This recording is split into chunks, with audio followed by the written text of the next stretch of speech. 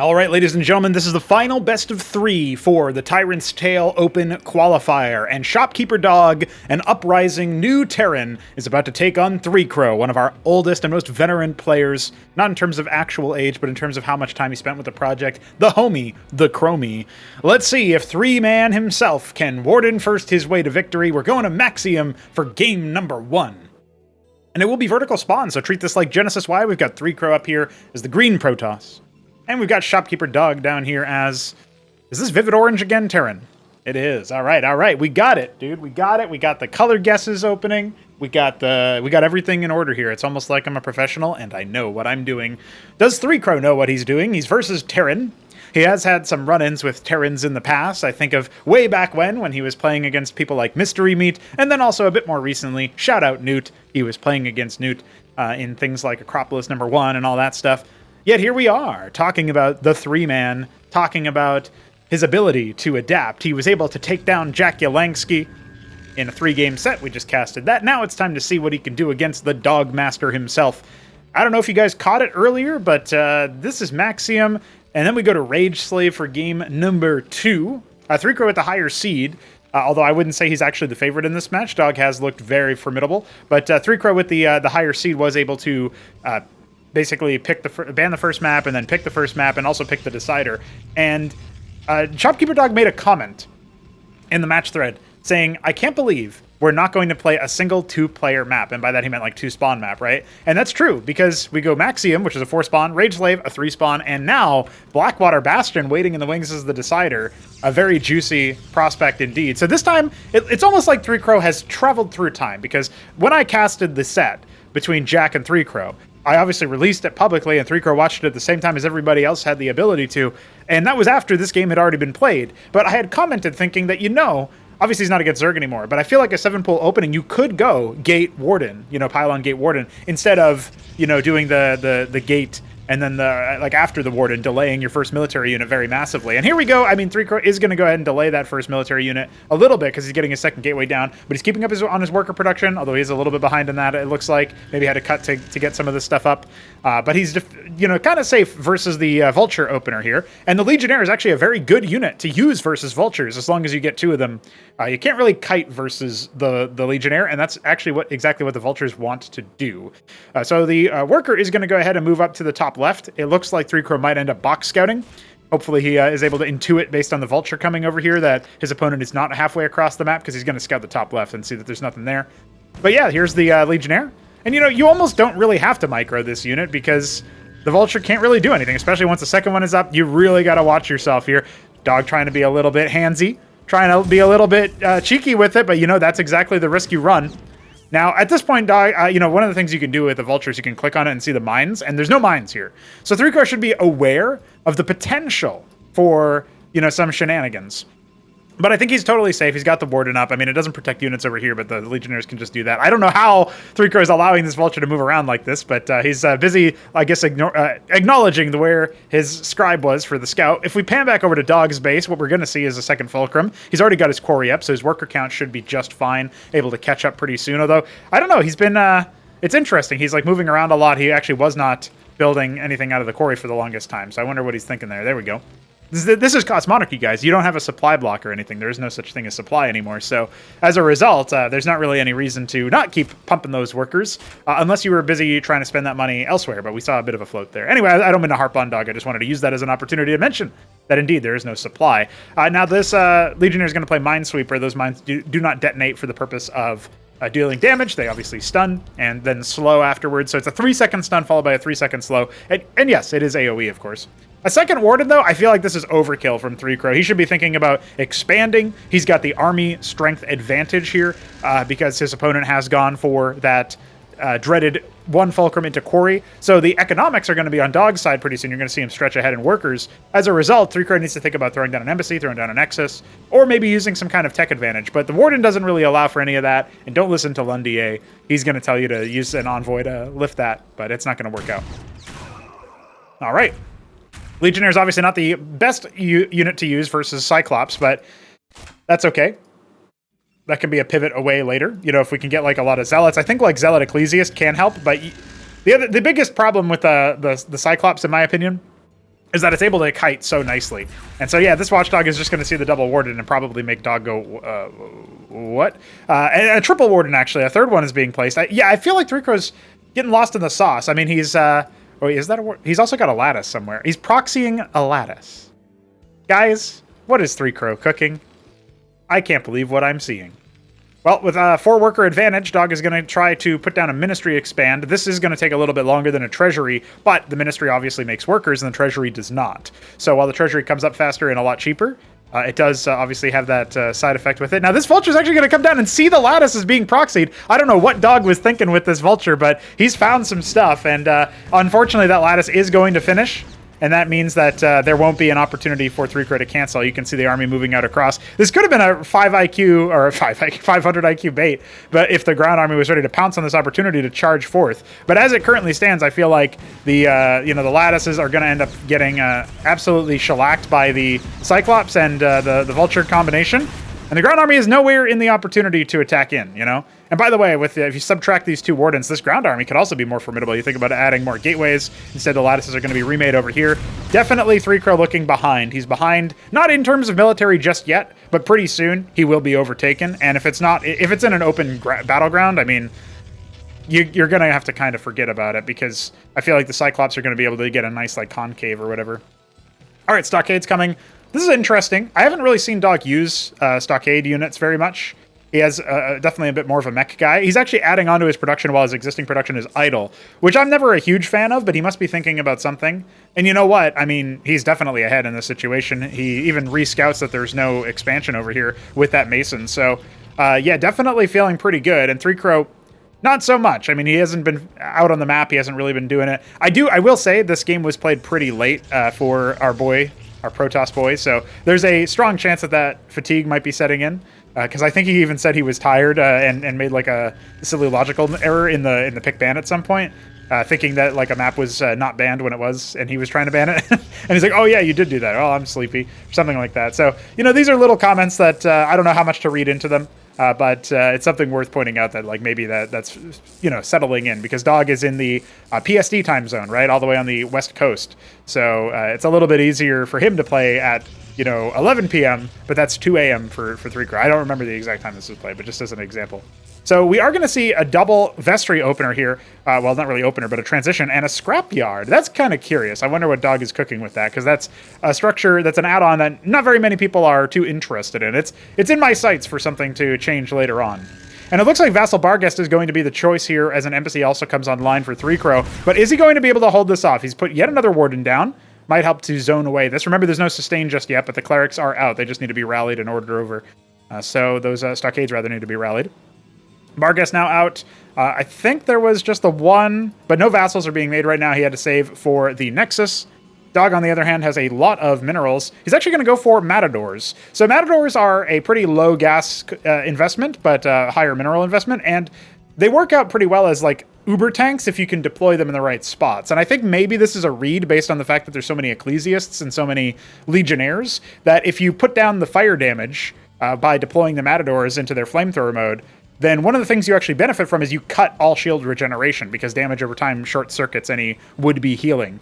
So the healing will still take into effect, but the actual healing is very low in significance, whereas really the benefit a lot of the times comes from other details, like being able to say that, hey, I've got a lot of flash shielding kicking in because you're not actively damaging the unit that just got healed by the Ecclesiast pulse. And as a game rule, when you get an active healing of shield healing, you get the shield regeneration rate kick in, right?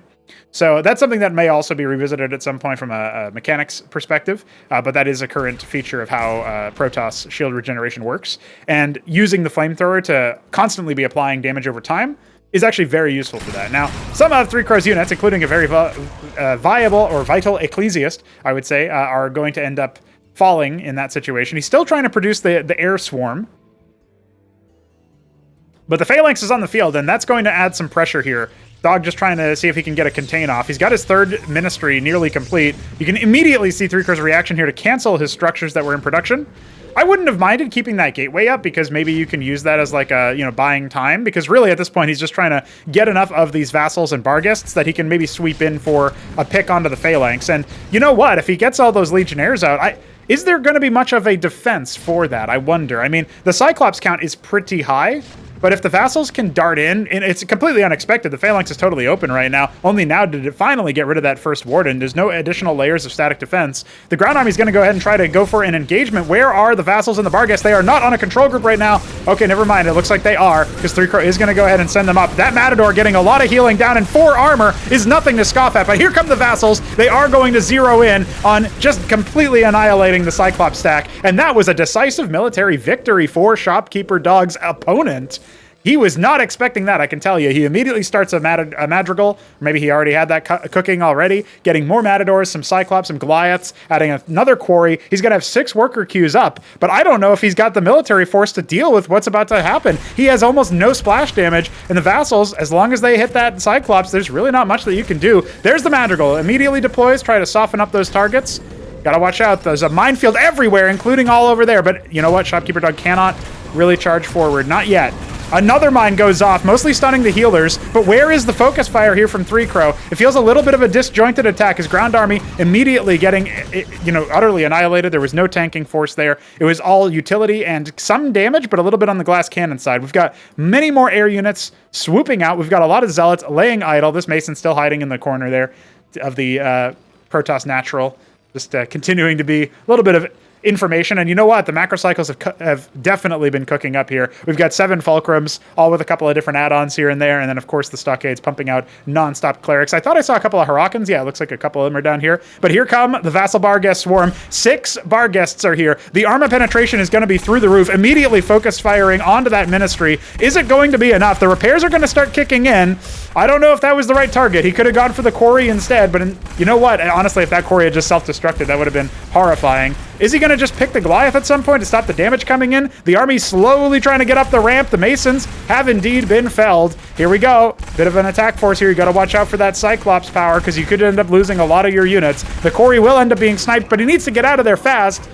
All right, he falls away with the retreat of one of the vassals. And you know what? This has been a very effective parry. He could jump into the third, but remember, he is so behind economically, not just, down by almost, 15 workers, 16 workers, but he's also down a third base. There is no third base here for 3-Crow. So even though he's done that great move, he's kind of trying to run circles around his opponent, and he's going to dive back in just now, maybe looking for some add-on kills. I'd love to go after that Palladium myself, but he wants to go after the workers. Not a terrible choice, but remember, there's 6 workers per 15 seconds coming out here. Well, 5, I guess, since the quarry was destroyed. Let's see, a couple of these Cyclops going to go down, but remember the splash damage. Okay, you pick a Phalanx, that's all well and good, but you got to watch out for the splash damage, 3-Crow. Very, very dangerous game to play. He needs to be fighting back and doing a little bit of a retreat. He just does not have the count here of vassals, mostly. Now, most of the Barghests survived. Only one of them got picked. So the vassals, those are the easy things to replenish. He's only got 2 lattices. It could be better there. He's got a nice ground force. I don't know if it's going to be enough to actually contend with what Shopkeeper Dog has. It really depends on where the ground force is. And you can see these Fulcrums could reposition to offer a little bit more mobility. He could definitely also be putting down, maybe a couple Watchdogs, Anchors, something like that for better defense.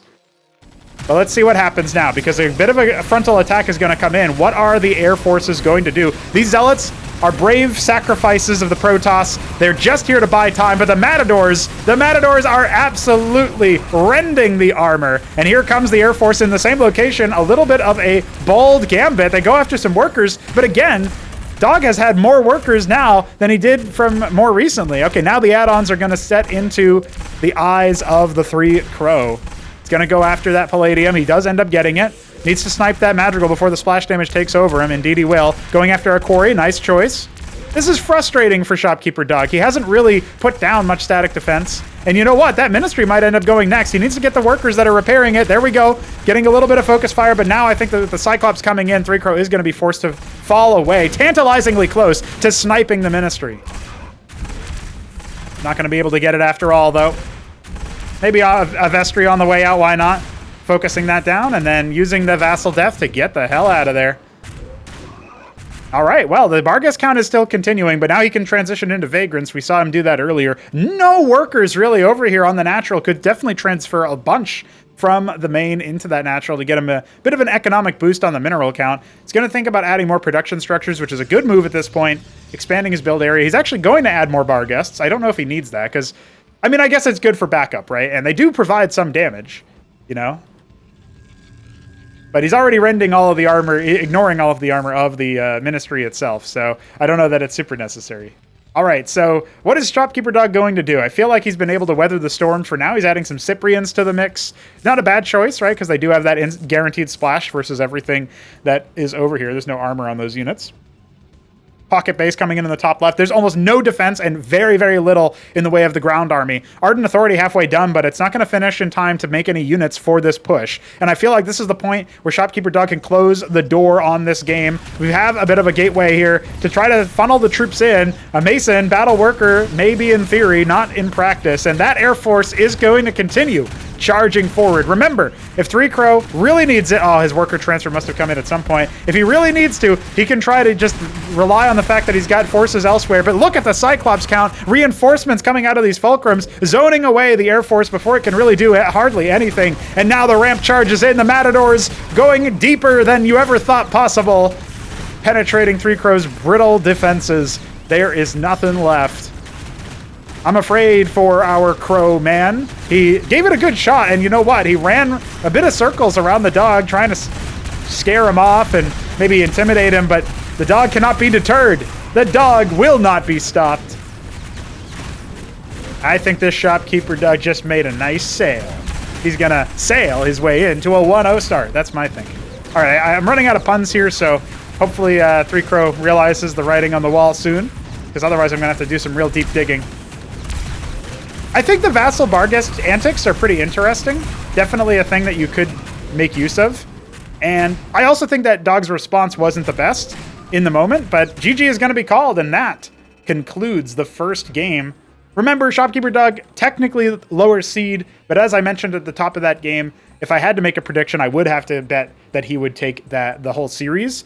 But honestly, I got to say that, like, 3 Crow's builds, he's got interesting ideas, but I feel like the overemphasis on static defense and then like the attempted proxy lattice that unfortunately was discovered, those two things were setbacks that if he didn't have and he was just like playing to his normal level but didn't have those setbacks, would he have been able to close this game? I feel like maybe I've overlooked him, because if those two issues hadn't come up, I think there's a strong chance 3 Crow just comes in and like runs circles around Shopkeeper Dog because the attack hits sooner and he's able to do more damage, and maybe some of the target selection foibles still would have happened, right? But even factoring that in, he definitely would have had a closer chance than I thought. Like, he made that game closer than I thought. A dog's dinner, perhaps? There's another pun for you. Let's go to game number 2 before I get more creative. All right, boys. Shopkeeper Dog is in here in the middle right position as the Ultramarine Terran. And of course, we've got 3 Crow in the bottom left. Is this forest green, Protoss? No, of course. I guess dark green when it's forest green, and I guess forest green when it's dark green. I don't really know how to detangle that, but we'll do our best. We'll do our best. You know what? 3 out of 4 ain't bad. 75% a guessing ratio. I made the comment for Luciferius. Let's see what happens, right? Because this is a best of 3, so Shopkeeper Dog on series point. Rageslave, a map that has proved very volatile in the past. I've seen some very entertaining things. When I get around to casting the Mystery Meat versus Veek 7, well, I guess Veek 7 versus Mystery Meat if we're going to series rules or like seeding rules where you put the higher seed first in the name. When I get around to casting that set, which is coming up here, I really look forward to casting a particular game on this map that was absolutely bonkers. I didn't watch it super closely because I was just reffing it and I was doing other things at the time. Otherwise, I would have live casted it, right? But from what I saw, it was some very interesting things were happening there. So you know what? I look forward to that. But hey, that's just me musing on how the map has turned out. I know that Mystery Meat actually had some thoughts about that map and thinks that there's things that could be improved about that map. So I'm surely interested in him posting his comment at some point about that situation and giving us his ideas, because I'm open to changing it. Obviously, it's a port of Neo Rush Hour that I made as commissioned by Hit 'em Up, and I look forward to improving it later on. One of the things I do want to do at some point, by the way, is when we get these evergreen maps, and I don't know if Rageslave is one of them because it's very new, right? And very different than a lot of the other cases. But if we end up getting evergreen maps, I would love to spend some time really prettying them up, really making sure that we get a lot of,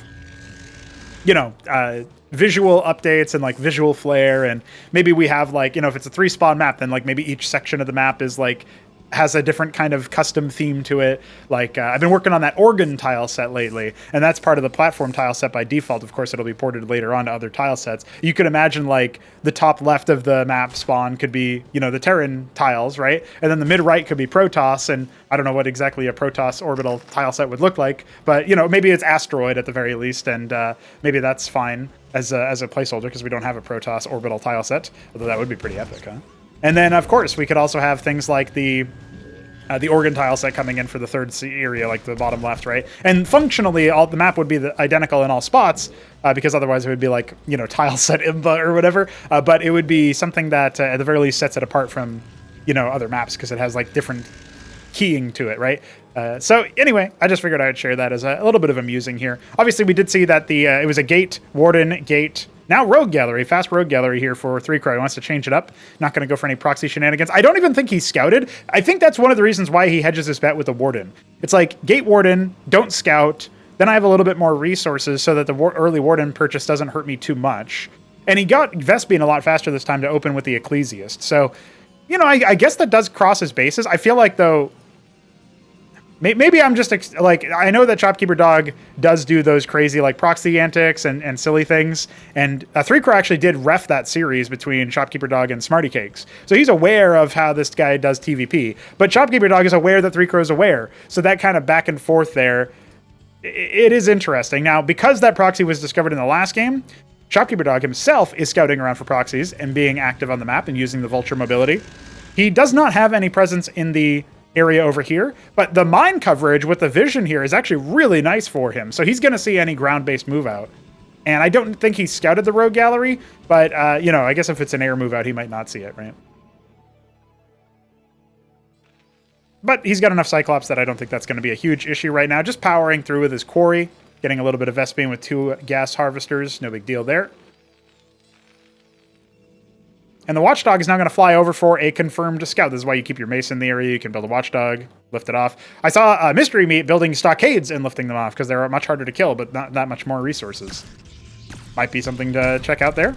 But jumping on the opportunity to kill the Watchdog, it will end up scouting that there is yet another Warden being made and 2 gateways and a rogue. So, okay. Well,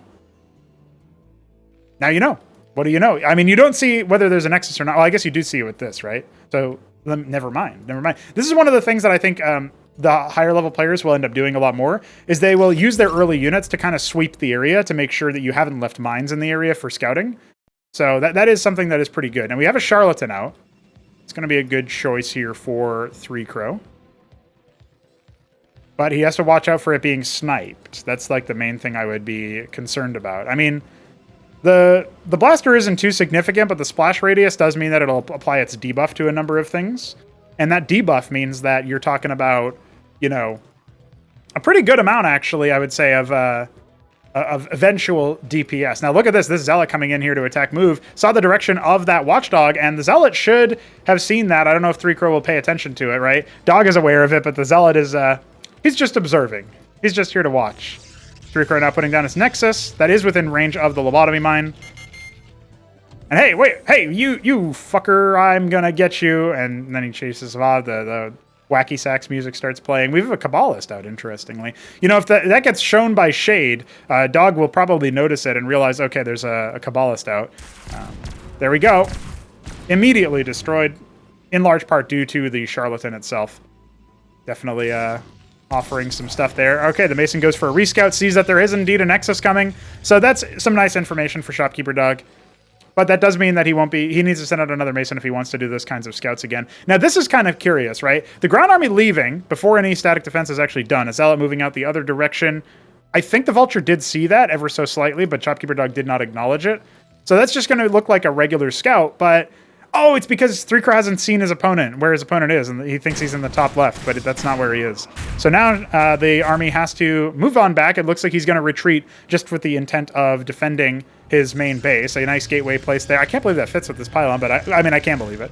And so that's just going to be able to there to try to soak up damage, a redundancy pylon for good measure. Okay, so the ground army is going to go ahead and coalesce, but I think that if 3Crow takes a good engagement, he stands a really good chance at defeating this army. Now, the one caveat there is that there is an Anseal, so you can focus fire the Kabbalists, and that doesn't require them to actually reveal themselves. That Charlatan cannot die. That Charlatan is a huge part of this force. So there you go, regenerating some shields. No, 3-Crow, you can't just let it die like that. That is such a dangerous idea. Can't be doing that. The gateway will end up getting pretty close to finishing. Does 3-Crow want it to? Is he going to cancel at last minute? No, it looks like he is not. He selected it at the end. I don't know if that was him or his opponent, but could have been an option there.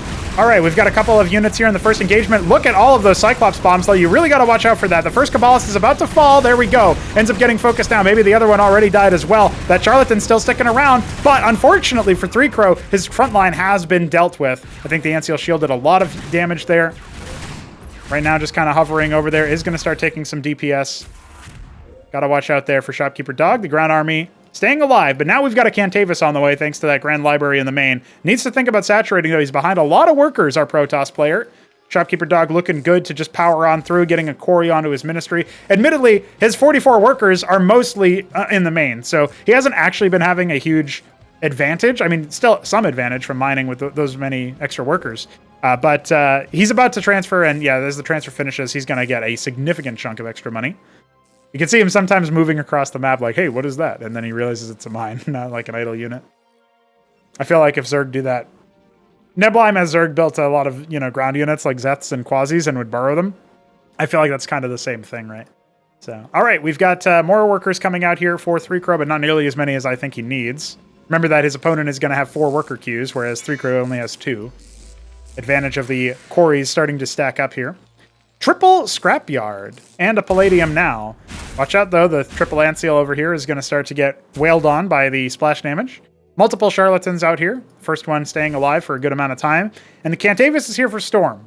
That's an option that you probably want to try to snipe with Vultures, but is Dog going to have the hands for it, as he says?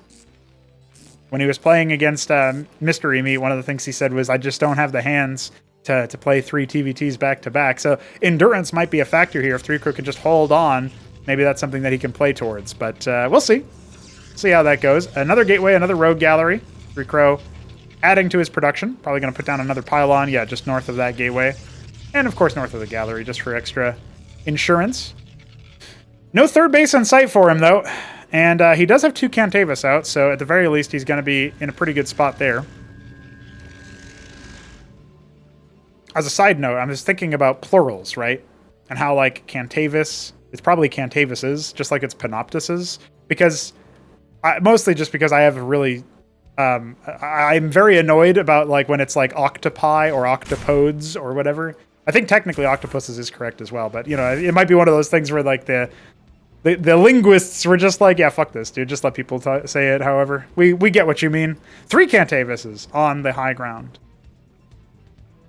A trio of Cantavises is a Canthrevis. I don't know. I'll think about that. I'll workshop that. Gotta watch out, though. I mean, those Cantavis could definitely start blanketing this area with Storm just to slow things down, right? Cliff Advantage does not apply to spellcasts sometimes, or maybe ever. I'm not 100% sure about that one.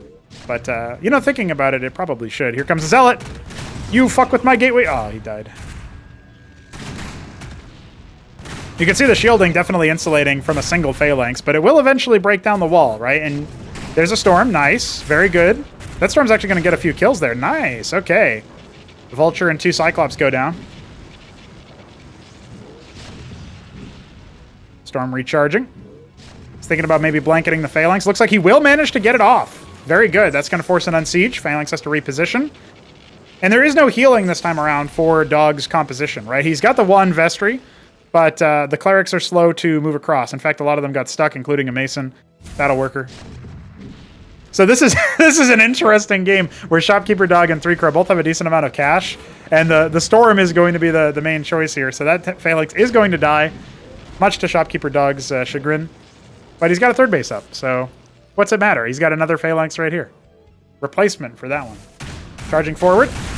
Anseal's flying a little bit too close to the sun. You got to watch out for that. Yet another couple of Storms are going to go off. There we go. Yet another Phalanx attacking the gateway. You got to watch out for this kind of siege, for sure. There's another Storm. That Cantavis getting softened up quite a bit. But that is going to force an unsiege. And it just makes your life a little bit less comfortable. 4th Ministry expand coming up here. We do have a pocket base from a scribe. I don't know how the scribe got loose. That's interesting. Must have happened way earlier. Taking another main. If it doesn't get scouted, security through obscurity is a thing for bases. You're going to have to think about popping this gateway at some point yourself, just so that you can charge out, because, well, let's just say it's a bit difficult, shall we say, to make this kind of thing work. Actually get your ground army out there. He's got some heralds out. I saw heralds being used recently. I think it was by Veek. I can't remember. Somebody used heralds recently, and they actually worked out pretty well for making sure that you had good shield sustain, like beyond what you would normally get. It's basically shield steel. A lower tier version of the Astral Rule passive that the Patriarch has. But it's going to be Synthetic Synod. I guess Demiurges might be coming out here.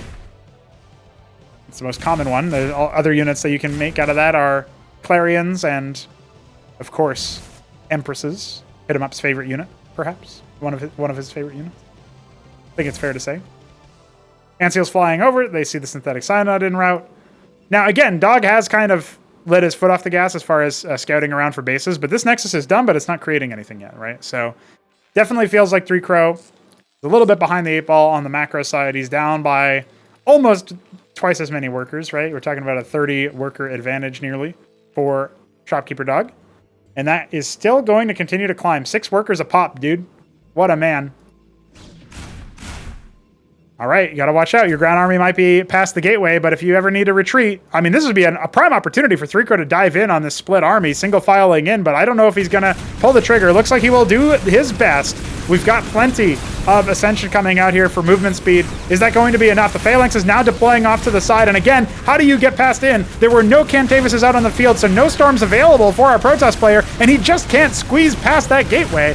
Starting to work against him. Anseal's intercepting projectiles. Storm aplenty, blanketing the entire Terran army. That is going to force a retreat, but the Phalanxes are still cracking off, and the Vagrants fighting underneath their own storm, giving their lives and serving their sentence. More and more storms aplenty. Just utter blankets, but the Clerics trying their best to heal through it. They can do it with enough of them, but that's where you'd want like 6 Shamans, my man. The gateway finally falls, but there's almost no Protoss units remaining. We've got Atreus coming out of the Grand Library. We've got a Demiurge that only now gets started. Shopkeeper Dog has so many minerals, but his Atlas isn't even close to being done. Needs to deploy those Phalanxes if he wants to deal with the incoming Cantavis storms, but it's not going to be enough. The Anseals could have been within range to start salvoing them, shellacking them. Here come the Goliaths doing their best to try to focus them down. One of them finally falls. But these violent sorcerers will not stop lightning striking, dude. It's just non-stop. But the workers are starting to dwindle. 3 Crow. Now he really does have less than half of the workers of Shopkeeper Dog. Look at that. The Nexus falling. This is looking pretty grim. I mean, he's got a couple idle workers in the top left, but not nearly enough to saturate that. All right, he gets a Vulture at the end. I guess that's something. Now he's got to remake this Nexus, repower the embassy.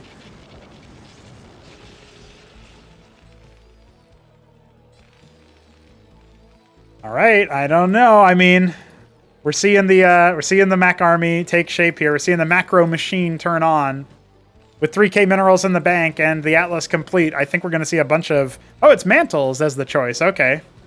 You know, I guess getting a lot of Ramses, which are mineral only. We got more Fulcrums coming in, because why not? You know what? I'm tier 2. Time to make more Fulcrums. Wild stuff, man. Wild stuff. The... Third base now starting to take a little bit of shape here, and a 4th may be coming online at 9 o'clock soon for 3 Crow as he reestablishes his front gate and reestablishes his natural. No pylon on that embassy yet, unfortunately for him. Could definitely start banking those workers so that he could transfer them over. But a 5th base on the way in the upper right. Shopkeeper Dog having a gay old time of it. Something I was talking about... Oh, look at this. He's going to find the scribe and shut it down. That's just brutal for 3 Crow. Something that I was talking with Dog and Hit 'em Up about recently is they were testing out Iron Lung, which is a force bomb map I made a while ago, and I finally finished recently because I just had left it languishing. Oh no, I think the secret base is about to be discovered. And Dog was commenting on negative space behind resources and how you can kind of sit here with air units and stuff. And I wonder if, like, in general, we're going to need to see that be curtailed.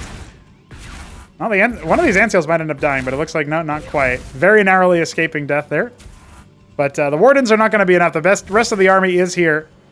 And this is going to have to be a cancellation. Most foul. Salvaging what resources he can. 3-Crow is indeed going to go down to only having his main and natural, but his natural barely saturated. His main depleted. Albeit not as powerful as depletion normally would be in games in general, right? It's going down from 4 to 3, so. In practice, he's still going to have similar resources. But, you know, it adds up over time, I guess, if you deplete, like, multiple bases. You need to deplete 4 bases to be down 1 base, which, I don't know, that seems a little bit wrong to me, but you know how it goes. We figure out these mechanics. We refine them, turn them to greatness. That's what Shopkeeper Dog's trying to do. He's got some captaincies, he's got some mantles, pumping out Ramses, mineral-only units galore. Vultures, vultures, and more vultures coming out for the dog himself.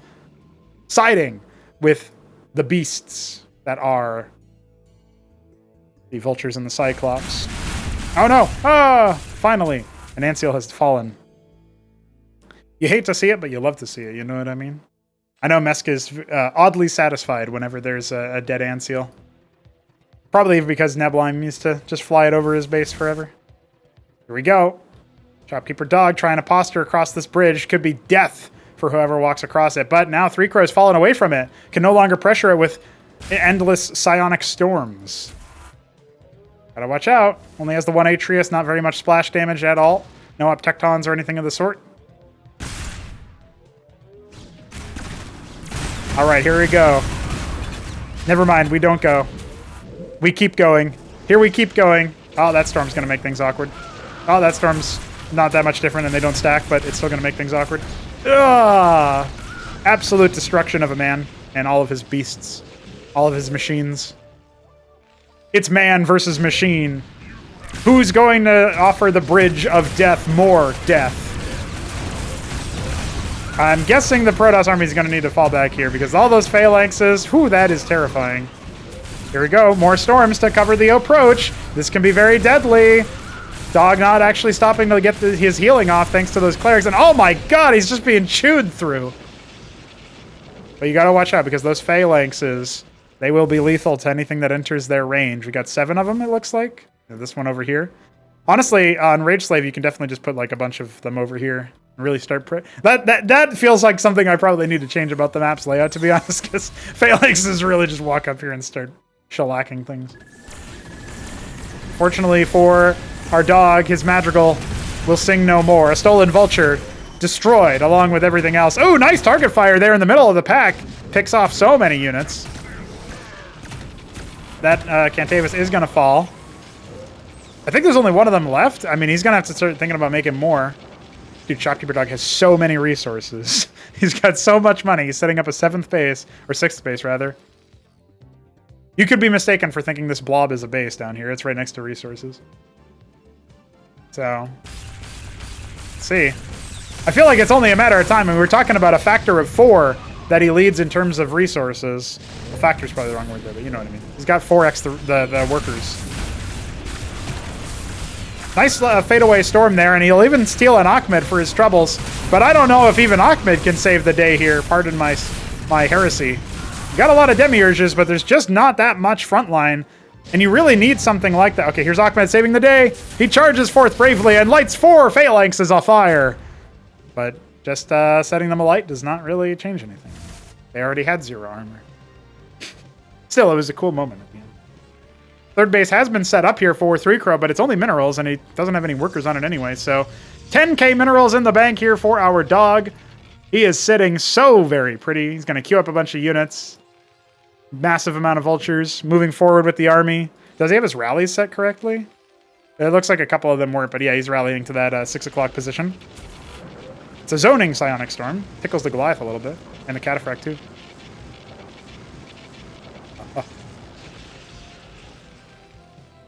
Dude, this man is a worker-making machine, a menace to society. Somebody call animal control. 3 Crow really needs the backup right now. You imagine if we had that as a feature of the game where you just like deploy fucking hit 'em up or something in the corner. He comes in as reinforcements. And then dog types question mark 2v1. And he still wins anyway because he's got so many units. The Anseals finally are going to fall, but there's nothing they needed to detect ever since those first 2 Kabbalists were made. No stealth assassination options were there. Still no... oh, there is one Cantavis. I thought it got sniped earlier. Data Law on the way, so Tier 3 is getting set up, but I think Shopkeeper Dog might be able to close the gap before then. The Cataphracts and everything else has dismantled the Demiurge count. The wall crumbles yet again. Oh, the Cantavis falls. There's just way too many. I think 3 Crow's about to bow out of the tournament. A very good run for him, defeating Jack Yalansky, challenging Veek 7. Looks like my antics end here. GG. And you know what? He did make Dog work for it, right? Like, we saw some of the weaknesses that maybe Shopkeeper Dog has, especially, I think, in that first match, where he had to try to figure out the fast response to what 3 Crow was doing with the air units. And you imagine if the execution threshold had been a little bit higher, maybe he could have actually won that game or turned it into a more even situation. But we also saw Shopkeeper Dog's incredible strengths of just making sure that he macros up, building a lot of those production facilities. You know, his compositions are interesting. I think he's got a lot of ideas. He calls a lot of units fake, but I wonder if maybe some of that isn't just a little bit of a psy-hop or maybe momentary frustration, because then he'll go and try to use them, and they do work. They do some interesting things. So I'm just saying, Matadors seem to work out as like an alternative to building a lot of Harakans, and a little bit more versatile, perhaps, because they move faster. So with the caveat that they can't move when deployed into Ahmed mode. All right, that will conclude this particular match. It sets up Shopkeeper Dog. He will face the loser of our upper qualification match, which I will cast next time. So stay tuned and enjoy Cosmonarchy, dude. It's pretty cool. Peace.